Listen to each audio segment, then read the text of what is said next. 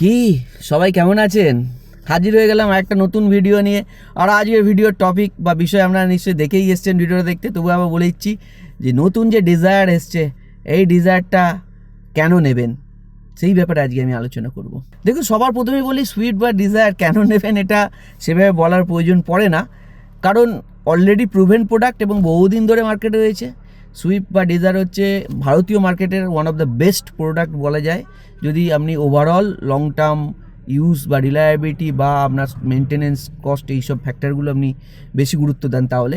কিন্তু কিছু কিছু জায়গায় না কমই থেকে গেছিলো, সেই কমিগুলো কিন্তু নতুন ডিজায়ারে ফুলফিল হয়ে গেছে। আজকে সেইগুলোই বলবো, যে কারণে আপনার কিন্তু আজকের দিনে দাঁড়িয়ে নতুন ডিজায়ার অ্যাভয়েড করে বেরিয়ে যাওয়াটা খুব কঠিন হয়ে পড়বে।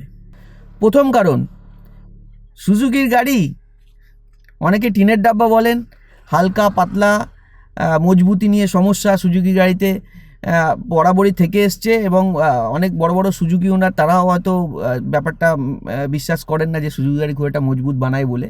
তার কিছু কারণও আছে, কারণ সুজুকি মাইলেজ ফিলোসফি নিয়ে এতদিন চলছিল, যে কারণে গাড়িকে হালকা রাখতে হতো। কিন্তু নতুন যে 3 সিলিন্ডার ইঞ্জিনটা ওরা এনেছে, তার ফলে কী হয়েছে, ইঞ্জিনের ওয়েট কমেছে এবং সেই জায়গায় কিন্তু ওরা গাড়ির বডি বিল্ডটাকে আরও ভালো করতে পেরেছে, যে কারণে নতুন ডিজায়ার কিন্তু যদি আপনি দেখেন গ্লোবাল এনসিএপি ক্র্যাশ টেস্টিংয়ে পুরো 5 স্টার রেটিং নিয়ে এসছে, এবং এই 5 স্টার রেটিং কিন্তু খুব ভালো রেটিং, যদি মার্কসের হিসাবে দেখা যায় খুব ভালো রেটিং পেয়েছে। কাজেই যে জায়গাটা মারুতি সুজুকির দুর্বলতম পয়েন্ট ছিল, সেটা হচ্ছে গাড়ির মজবুতি এবং সেফটি রেটিং, সেটা কিন্তু নতুন ডিজায়ারে আর নেই। এইটা সবথেকে একটা বড় রিজন যে আপনি একটা সেফ গাড়ি নিতে চাইলে আর আপনি ডিজায়ারকে অ্যাভয়েড করতে পারবেন না। দ্বিতীয় কারণে বলি, ডিজায়ার দেখুন কম্প্যাক্ট সিডানের মধ্যে পড়ছে। কম্প্যাক্ট সিডান অর্থাৎ 4 মিটারের কম দৈর্ঘ্যের যে সিডানগুলো আছে মার্কেটে এই মুহূর্তে, কম্প্যাক্ট সিডান কী কী আছে? টাটা মোটরসের টিগোর, হুন্ডাইয়ের ওরা, হন্ডার অ্যামেজ আর সুজুকির ডিজায়ার। মোটামুটি এই 4টে সিডানই এখন কিন্তু মার্কেটে আছে। এর মধ্যে নতুন ডিজায়ার এসছে, একমাত্র এই গাড়িটি কিন্তু এমন সব ফিচার্স নিয়ে এসছে যেগুলো কিন্তু বাকি গাড়িতে নেই। যেমন ধরুন সানরুফ, 360 ডিগ্রি ক্যামেরা, এরকম একদম অত্যাধুনিক যে ফিচার্সগুলো সেগুলো সব নিয়ে এসছে এই নতুন ডিজায়ার। কাজেই নতুন ডিজায়ার কিন্তু যদি ফিচার্সের দিক থেকে দেখেন, তাহলে কিন্তু হুন্ডাই গাড়ি ফিচার্সের জন্য খুব ফেমাস এবং অনেক মানুষই কেনেন, তো সেটাকেও বলবো যে টপকে বেরিয়ে গেছে। নতুন ডিজায়ার নেওয়ার তৃতীয় কারণ, নতুন ডিজায়ারের স্পেস কিন্তু দারুণ ভালো করেছে। যদি আপনি গাড়ির ডাইমেনশান দেখেন, 1735 mm চওড়া, অর্থাৎ গাড়ি যদি দেখেন এই সেগমেন্টে যে 4টি গাড়ি কথা উল্লেখ করলাম, তার মধ্যে কিন্তু সব থেকে চওড়া গাড়ি হচ্ছে ডিজায়ার। তার মানে যদি 5 সিটার হিসাবে দেখেন, পেছনে কিন্তু 3 জন সবচেয়ে কমফোর্টেবলি বসবে ডিজায়ারে।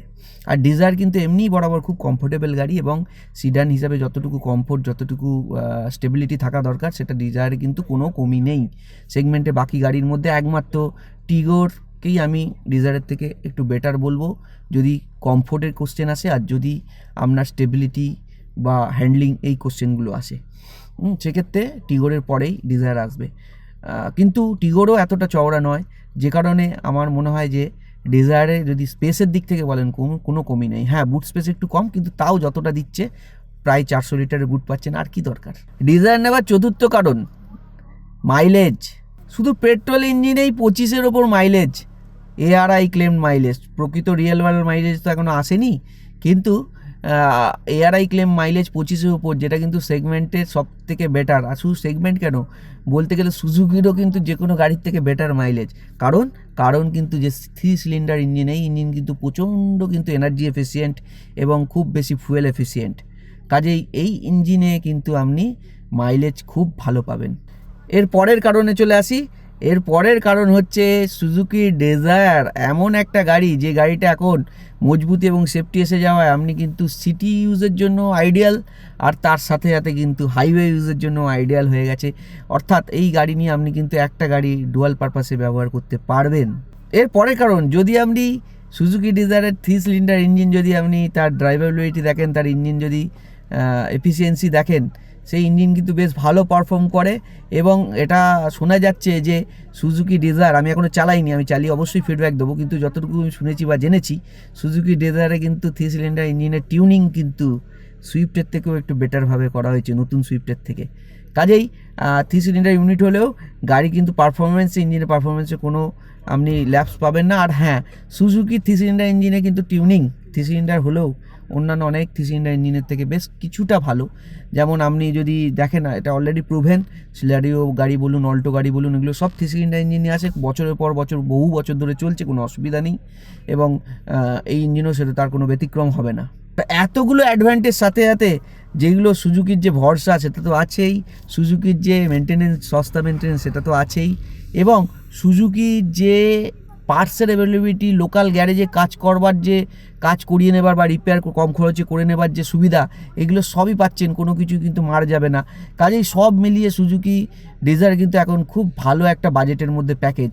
কাজে এই প্যাকেজকে কিন্তু অ্যাভয়েড করা খুব কঠিন হয়ে পড়বে। সুজুকি ডিজায়ার কিন্তু যদি গাড়ি হিসাবে সব মিলিয়ে দেখেন, অন্য অনেক গাড়ি সেগমেন্টের সব গাড়িকেই প্রায় টেক্কা দিয়ে কিছুটা হলেও এগিয়ে যাবে। তাই সুজুকি ডিজায়ার আমার দিক থেকে টপ রেকমেন্ডেড গাড়ি, যদি আপনি বাজেটের মধ্যে নিতে চান। আর এই ভিডিও এইটুকুই বলে আমি শেষ করব। তো ভিডিওটা কেমন লাগলো অবশ্যই কমেন্টে জানাবেন, ভিডিওটা লাইক করে দেবেন ভালো লাগলে। আর যদি আপনার পরিচিতর মধ্যে কেউ এমন থাকে যিনি সুজুকি ডিজায়ার নেবেন বলে ভাবছেন, তাকে ভিডিওটা শেয়ার করে দিতে পারেন। এই চ্যানেলে এরকম অনেক ভিডিও আসে, আর এই রকম ভিডিও দেখতে চাইলে চ্যানেলটিকে অবশ্যই সাবস্ক্রাইব করে নিন। সাবস্ক্রাইব করে বেল আইকনটাকে প্রেস করে নোটিফিকেশন অল করে নেবেন, যাতে আগামী যে কোনো ভিডিও আমি পোস্ট করলে আপনার কাছে নোটিফিকেশন চলে যায়। আবার দেখা হবে আপনার সাথে সিভিক সেন্সের আগামী একটা এপিসোডে। ভালো থাকবেন, সঙ্গে থাকবেন, ধন্যবাদ।